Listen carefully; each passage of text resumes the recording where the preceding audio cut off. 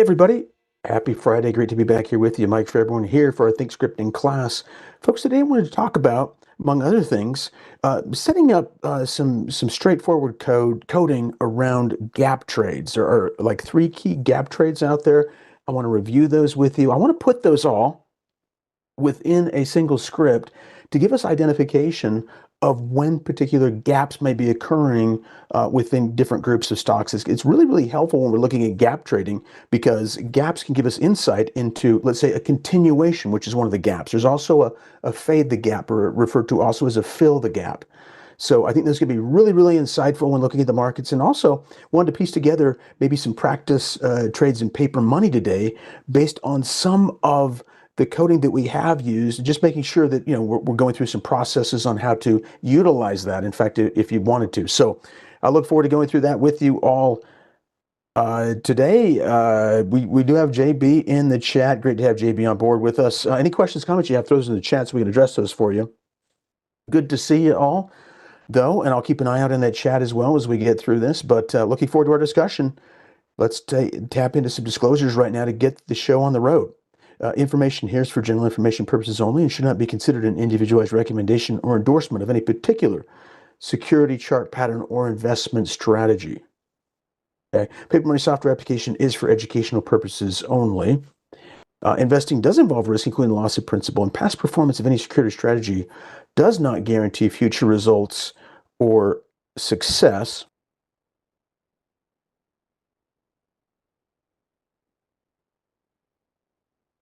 All right, well, that's it for our disclosure slides. Let's jump on into the market here. I look at the market just initially. We can see what we're getting around this very, very interesting kind of, location on the chart, really. I mean, where we're looking at both combinations of long-term support or resistance. And right now, you can see pulling back below that 5660, which is held historically for quite some time. Those historical levels can have a historical precedence when you do break those, particularly after you're getting a new low over here.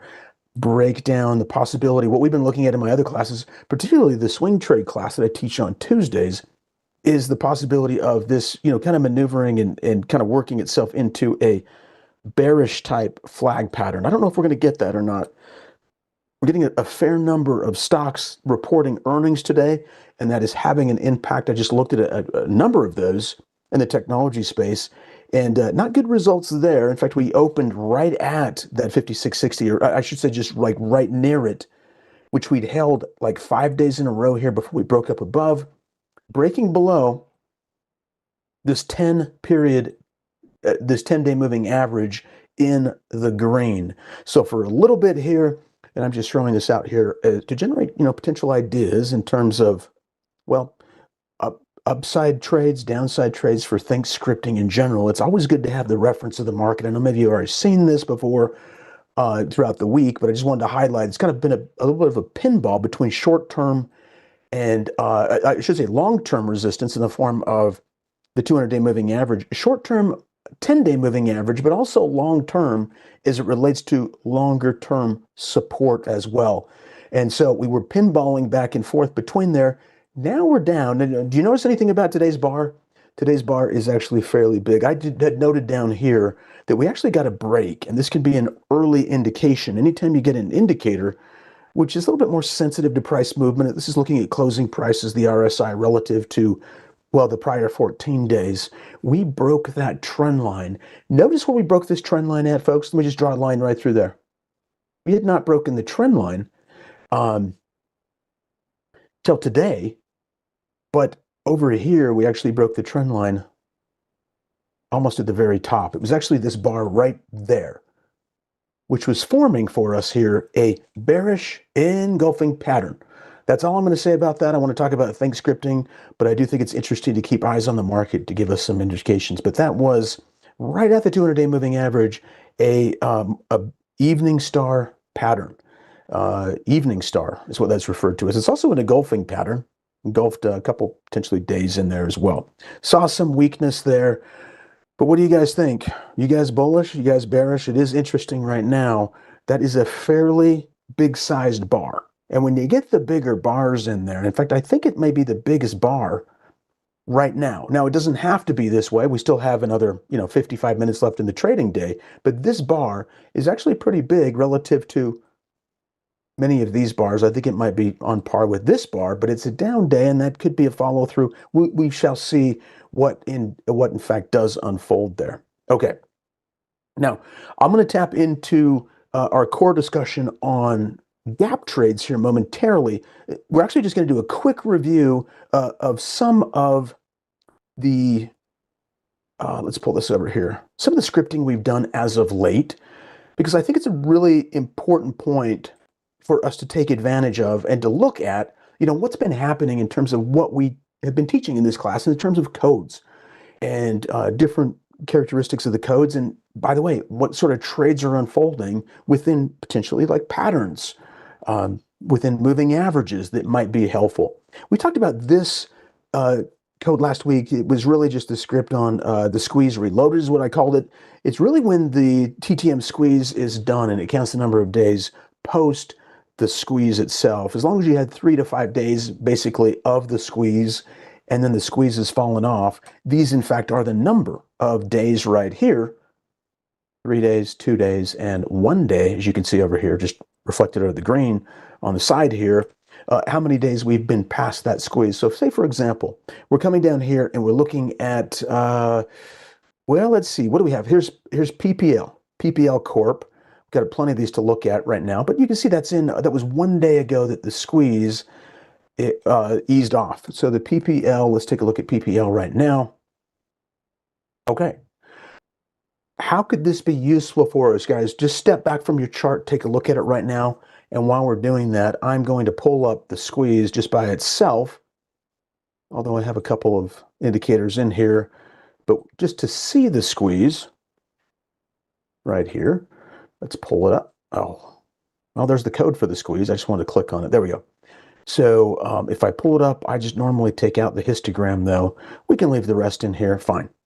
We'll put that at the bottom so you can see it. All right, so do you see how the code worked in this sense?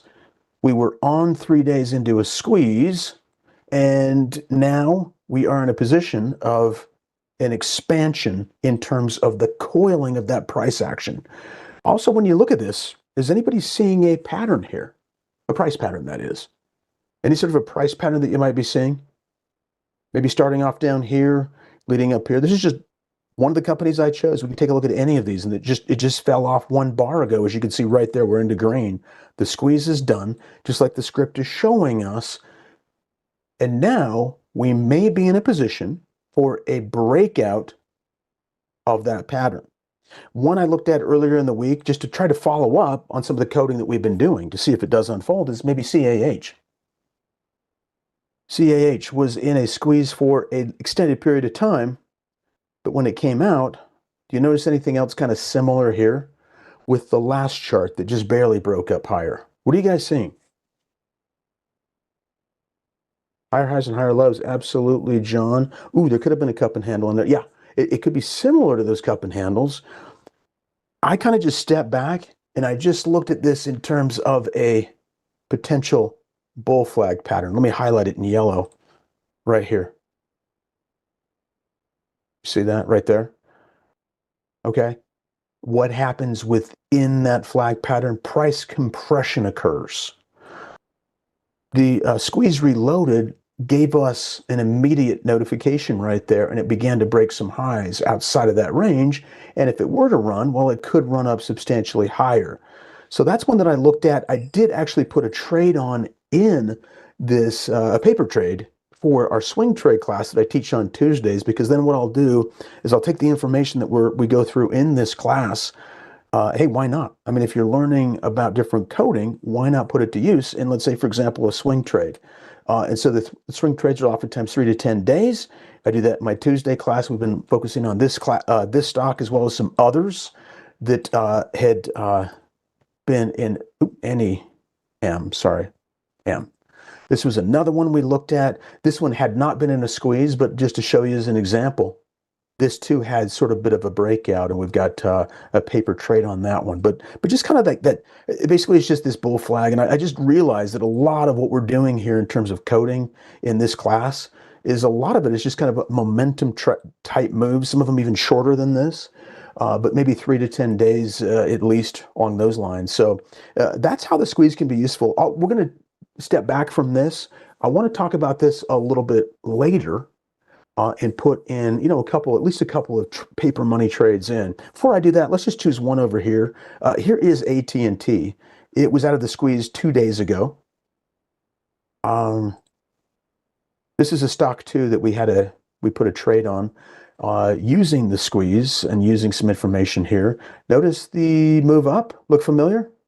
Kind of like a flag pattern, perhaps.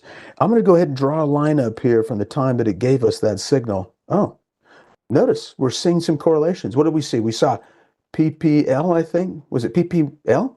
Yeah, PPL. We looked at AT&T over here. There are a number of these, we could potentially look at that have maybe gone into that might go into a sideways range and break out. I know we looked at CAH as well.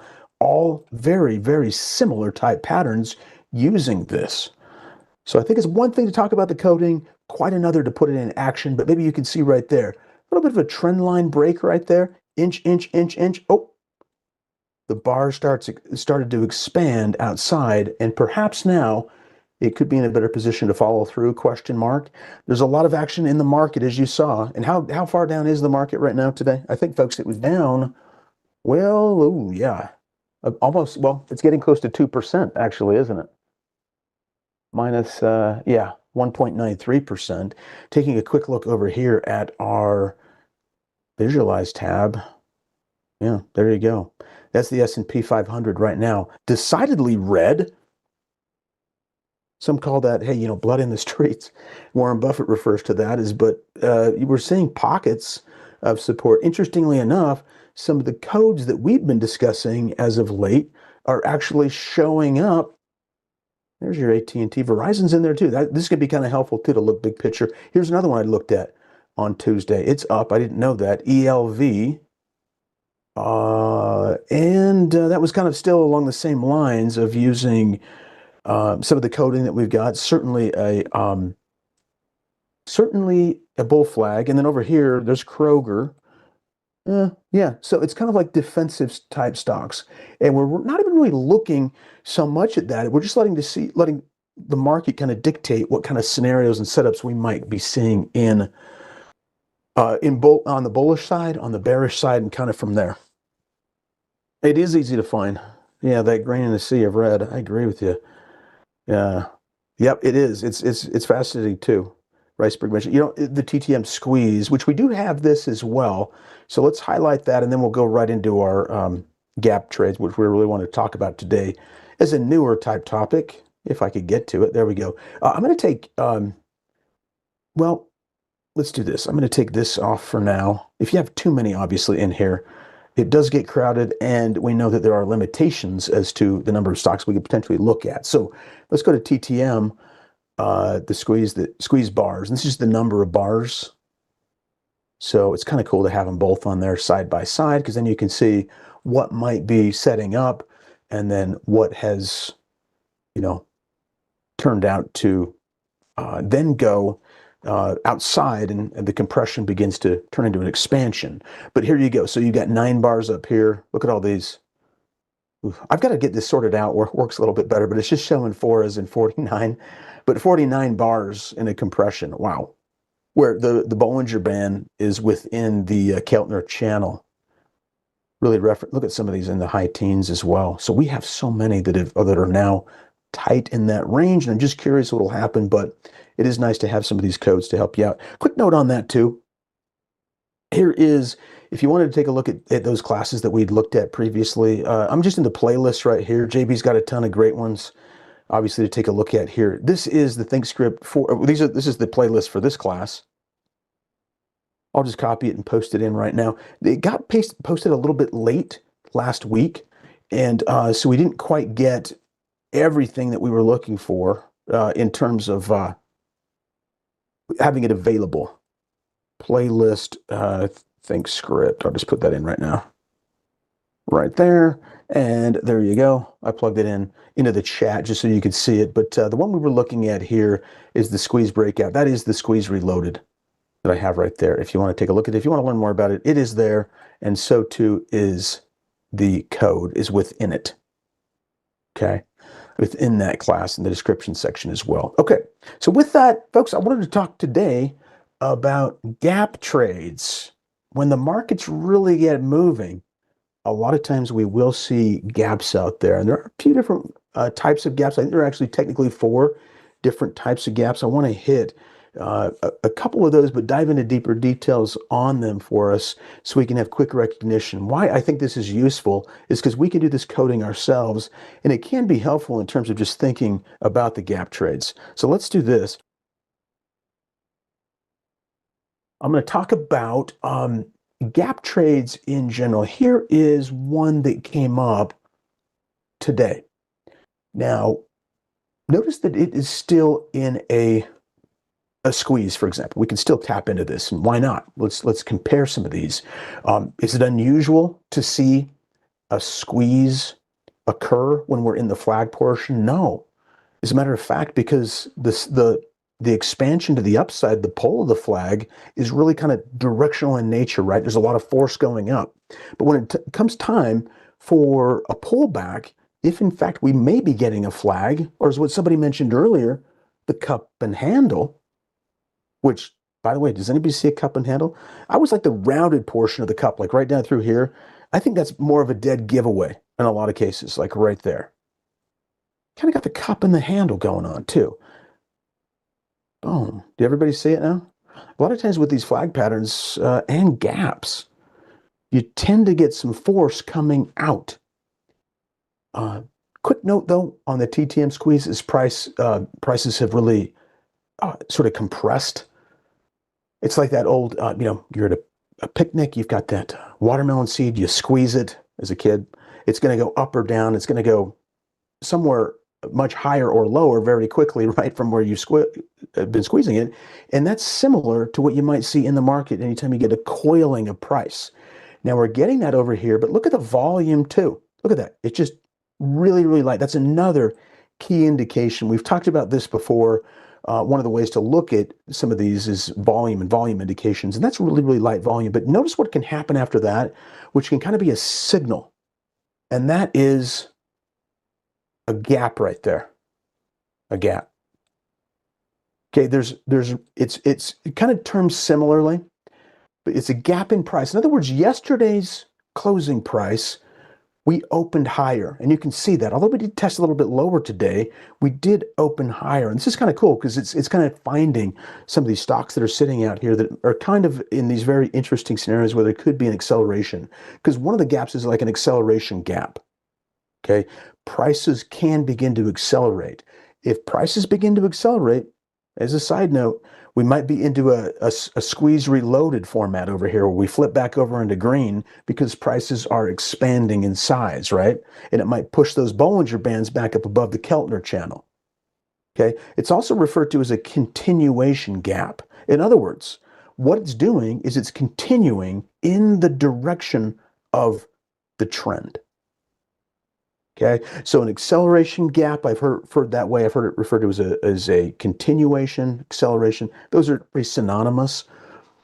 But that's an idea that you've got. And this is really interesting because a lot of times in the morning, if there are a lot of buyers coming in relative to sellers, depending upon how it works on the floor of the exchange, they might just open it higher, but it can give us an indication that that coiling may be ending soon.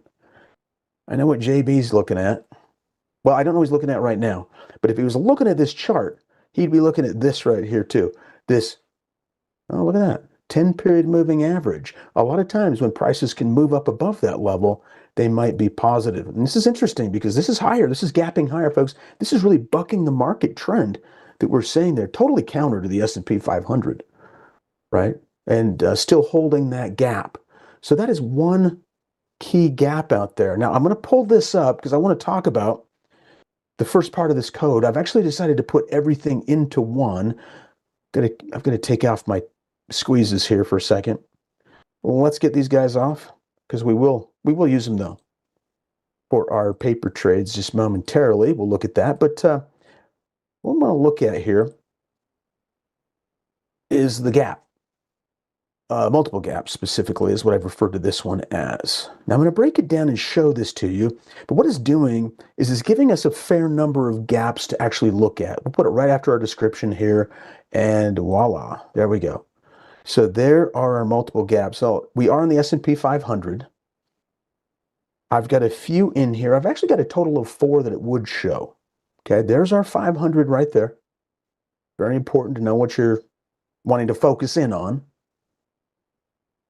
Okay, but if let's go ahead and organize this and pull it up now. There you go. So there's Southern right there. Okay, Southern's in here. Now I have them categorized as a gap up or a gap down, green or red, showing here, and it's got to be doing it today. We could build this so it's within the last 2 or 3 days, which could also be interesting, but I'm making it really, really more relevant to today's activity because I think many of you do look at the Market Watch tab pretty regularly. I do. Like every day the market's open, I'll pull that up. Okay. And what I'm going to do is show you guys this. Let's break down the code here first. I want to talk about this portion before I get into the bull and the bear fades, which is a totally different type of gap. It's interesting as well. But let's do this. Let's go into it, edit the formula, and we'll just pull it up. Okay, so let's break this down a little bit and get our details in order here.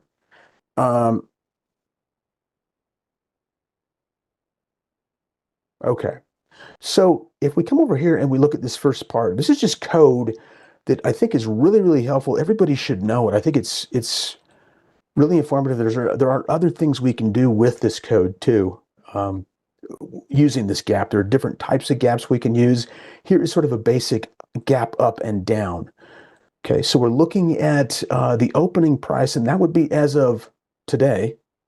Okay, right there, today. Let me see if I can narrow this down just a bit for us.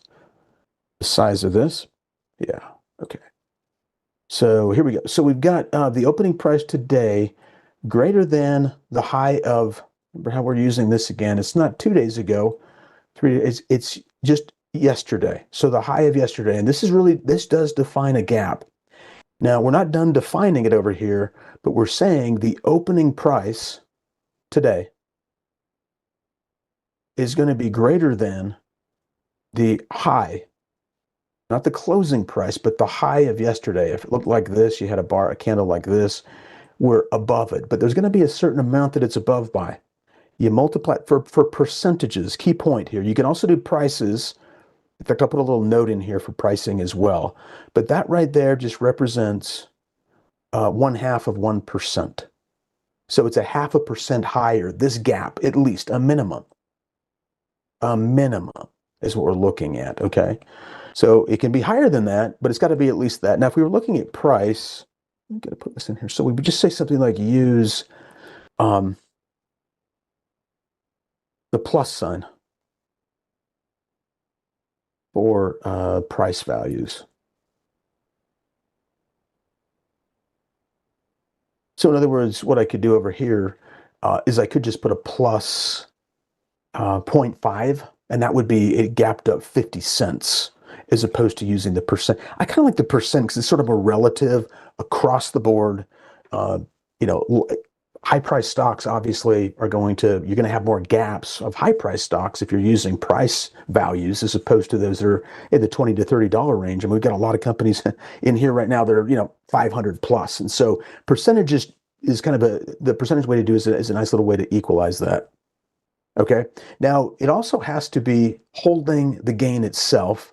So the closing price, okay, has got to be greater than the opening price today as well. You've got to have both of these together in order for us to get the signal up. Now, anytime I've just titled it signal up, you can look down below, but notice how we put the labels on. We've got the signal up down below, and you got the names and the titles listed there. For a signal up, a signal down. I've got green and I've got red. We didn't have any, oh, we had both of those. Yeah, we had green up and green down, but that's what we're looking at here. Now, just a quick note is we're looking at the gap down because the open is less than the low of yesterday. It's a different formula. This took me a second because my numbers weren't quite there. I mean, it's close, but it's a little bit off. You just do the 0.995, doing the exact same thing. 0.5% or 0.5%. Again, use the plus sign for price values in here, but I want to get the code across so we know what we're looking at over here. All right. Any questions on that? Okay. Let's do it. Let's click over here. And we can take a look at a few things. So if we come over here and we take a look at the gap down, let's look at the gap down as well. We've got ON Semiconductor, we got PayPal down as well. But think about acceleration to the downside and everything we just discussed here in terms of acceleration. You got Google, or Alphabet, Google, you got that in there. A few of these to kind of take a look at. So we're looking at acceleration or a continuation gap. Clearly, what have we been seeing with this trend here? There's your gap right there. Great way just to recognize this and say, okay, if I was looking at this and we just flip it upside down, and we talked about this earlier, but hey, there's like a bear flag, possibly, right? Opposite of the bull flag. Could that unfold? Well, it's already showing signs of a bull flag if it continues today in that direction, as you can see right there. Now, that is interesting, totally different, totally opposite from the bear flag, but there you go. You're looking for weakness in the market or playing that? You got it. PayPal was another one. YPL. Boom. Gap down. Do you see the bear flag? It's almost a cool way to find the bear flag because yes, we have something that shows flag patterns, but if you really want to see maybe the acceleration of the flag, where you're looking at the prices actually moving either up or down, well, it could be also another way to do that, particularly where we're seeing maybe a little bit of a bear flag in the market itself. And that's why we're seeing some of these because they just kind of fit into that same grouping. I mean, I think these are all in the S&P 500, so they look a lot like the S&P 500. I want to look at Google, McDonald's as well. Lulu took a big hit. Look at the gap. So it pulled up on that. It will help to find not only gaps to the upside that were earnings based, but gaps to the downside as well. So it would have clearly caught this. So on one side, you got earnings up. You got earnings down, but it highlighted the gap on both of those, and that is a very interesting bear flag. If it were to continue on, people would be saying, hey, maybe there's some room down here for it to drop. Next up, McDonald's. We just hit a few. It's good to make sure that the code that we're putting in is kind of matching. So there's McDonald's. So a little bit more strength, though. You notice it's up towards the top of the move. The trend is actually up on this. So we don't have a trend. Now, what we could easily do is we could include in here a moving average. And if we were looking for gap down specifically, this is a really, really easy addition. We could just say below a 20-period moving average or below the 30-period moving average, something along those lines for specifically the bear gaps. So that helps us get on the right side of the trend. I didn't do that. I didn't want to make it too complicated, but that is an addition you could do. Make sense? Over here, these were to the upside. Well, actually, we didn't look at WRB. WRB. Yeah, I was going to say this came off. You can see this was a reloaded, squeeze reloaded 3 bars ago. Look at that. Right as it broke out, you got the squeeze reloaded. Now, did we know we were going to get a move like that? Heck no. By the way, that is the ultimate shooting star. It's still up on the day, but I think probably the market, about a little over 7%, still up on the day. But man, that's a big pullback. TTM squeeze reloaded nailed it. It nailed that one. It was above the 10-period moving average as well. Well, we're catching the gap. The gap's a little bit late to the party, but it's not always late to the party. As we saw on SO, we don't know if it's late to the party. The party might just be getting going, right? Because a lot of these do start with those gaps. Anyhow, That's how we do it. That's combining a couple of these together. Isn't it interesting, though? When you're looking at acceleration, you might find that in the form of gap, the squeeze reloaded. Folks, they just kind of come together in a lot of cases. Okay, the last gap we wanted to take a look at, that is going to be the gap, the bear fade or the bull fade.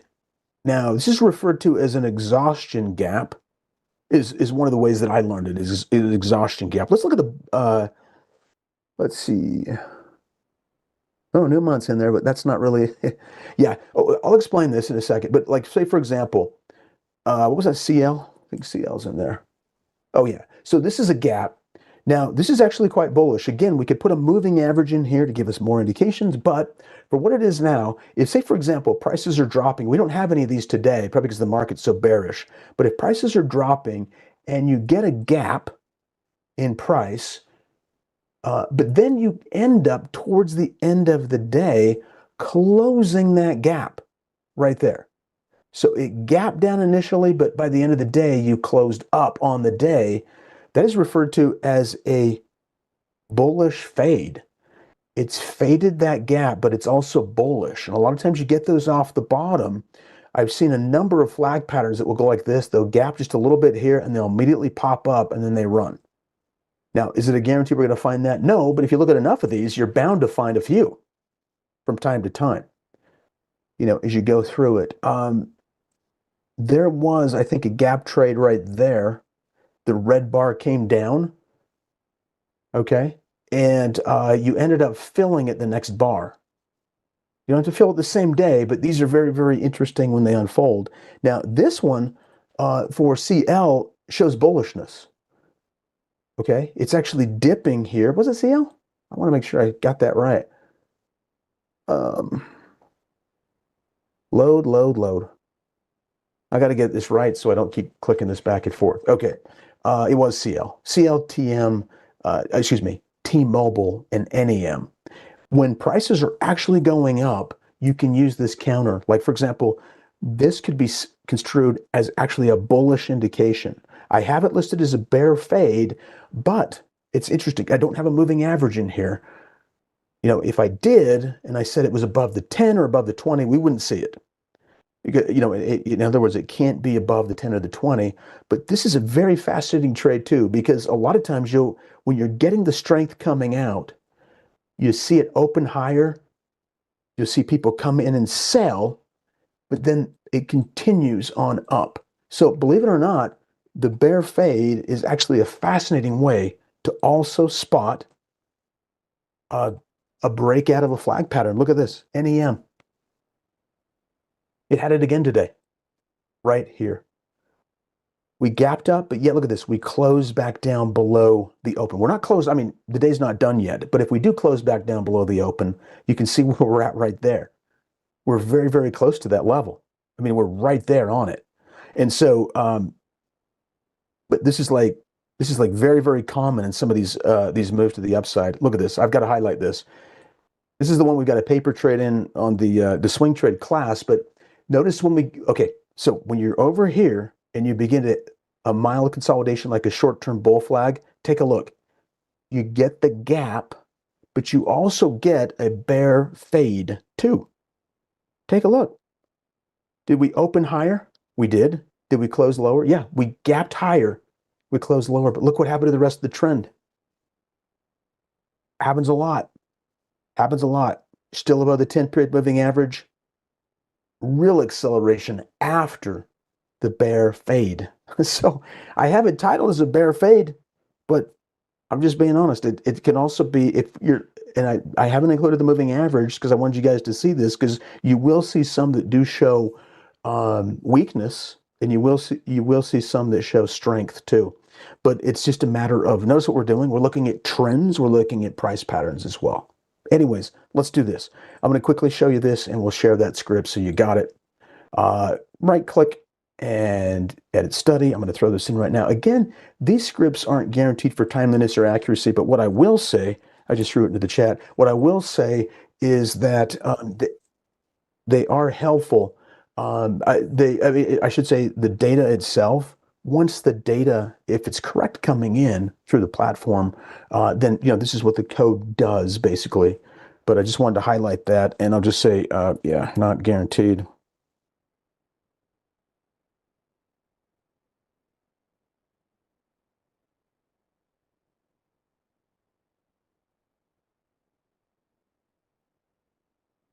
Or accuracy. Sorry, I just typed that really fast. Nope. Accuracy. Really quick in there, but those scripts aren't guaranteed for that. Okay, so you've got it now. Um, yeah, so this could be really cool. Let's go ahead and take a look at some paper trades over here. Let's go ahead and pull up the squeeze reloaded. Those they're just coming out right now of the squeeze, and I think we can list two columns in here. I'm pretty sure, without reaching our max number. The cool thing about this is it's going to enable us to look and see what we have. There is a gap down in here. The reloaded is expanding. Now I have that in green, but what does that mean? It just means that the price action is starting to expand outside of the range that it's been stuck in. So let's look at Google right now. And there you got it. Right on cue. The squeeze nailed it right there. And you have possibly not just one potential indication, not just two, there's your gap, but possibly three indications. Remember the bear flag we were looking at? So there could be potentially three indications in here that you're getting. I don't know about you guys, but I do like to get a fair number of signs using different indicators. Volume, we've talked about volume, we've talked about, volatility squeezes, price compression. Today we're talking about gaps specifically. I know that this one, look at that, it slipped right below the 10. Now, there we go. So that's another one. So it's a 10. So dare I say another indication? Four? 1, 2, 3, 4 of them? Four interesting signs, but there's an acceleration there. It's after a pretty big pullback, but that is a flag. Now, a lot of times what you can do is you can flip these around and just say something like put a minus sign over here, a minus Google, and it just flips everything up. So you can see, like, does that look like a strong move to the upside if that in fact were Google? Looks sort of like it. I mean, a little bit of a mild pullback in price, really one of those mini bull flags, and then bam, taken off. Okay. Well, one that we have over here was PPY that came up in, I'm sorry, PPL. PPL right there. So PPL was one of those that just came off the squeeze right now. And one thing that we could look at and we could do here is we could put perhaps so we close above that level. In fact, what I'm going to do with this one, as opposed to putting in a trade for what I'm going to do is I'm going to put an alert. I'm going to right click. We're going to go down here and just create an alert on it. So it texts me, and I'm just going to put in breakout. If it does break out across that range. But this is not only a gap up, but also this was a TTM, a squeeze reloaded popping up as well. Using the gap today and the possibility of going into a reloaded format, popping off the squeeze, right, jumping out of that, what we could do is we could look at this as a potential follow-through trade. Look at that trend line break above your 10-period moving average right now. Let's go ahead and just put a paper money trade in on Southern right now, just as an example trade. Now, one of the things I'll talk about in my Tuesday class is reaching a T1 level. That is the target 1 for a flag pattern. There's also a target 2, which is the full extension right all the way to the upside, which is where you're getting a full sort of a rally up from here to here, perhaps, something like that. Okay, so if that were to break out with this, and like I said, we can keep an eye on the TTM squeeze for indications, but it is above the 10-period moving average, gapping higher. You can see the potential formation of a flag pattern here. We can put in a trade here. I won't put in targets or potential exits or anything like that right now, but what I will do is I will just put the trade in, and we can watch it for maybe to the downside, maybe a close or a trade below the 10-period moving average might take us out of range. Geez Louise. Okay, I got to back out of this guy. So if it goes back below the 10-period moving average, or tomorrow, well, I guess Monday, if it trades below this low, that's something that traders might look for on a paper trade, to potentially get out. A trade below the low of the prior day, a trade below the low of the, or just below the 10-period moving average could be something else. I'm gonna go ahead and put this trade on right now, just 100 shares. It's actually, it's almost $100 stock, but we'll put it on just so we can get one under our belt today using, which we're going to keep doing, using the coding and the scripting that we come up with in this class, and we can track these then each week, week in and week out. All right, everybody. Well, that is what we had today. I really think it can be useful to utilize those gap trades. Now you have sort of the basics, some of the basics behind understanding what that coding is. It's very, very simple and straightforward. In fact, I think the simple coding is actually quite a bit easier than what's, let's say, listed in the condition wizard. So that's one of those areas where writing the code can be more deliberate and easier to do. Again, when we're writing that code, if we were looking at particular areas that we wanted to change, say, for example, over here, we didn't want it to be 1/2 of 1%. What if we wanted to see gaps of, well, we're going to get more gaps in here, I guarantee you. So it's like 1/3 of 1% higher today and still holding up. Well, just put a 0.003 in there, roughly, just estimating. If I wanted to do, 1%, I just go 0.1. But let's just show you 0.3, and we'll just get more of those gap ups than we had previously. I think we had 2 before, so we should get several now. There you go. All I did was reduce the requirements of it, and that also opened up WRB on the reloaded. We've got, PPL is in there. You've got several more. We only had 2. So we loosen the requirements. That's something you can do. That's another way to kind of learn more about what's going on with this code and learning how to change it, kind of creating whatever it is you're looking to do. So we'll try to dive in more detail into this in future discussions. But folks, it is Friday.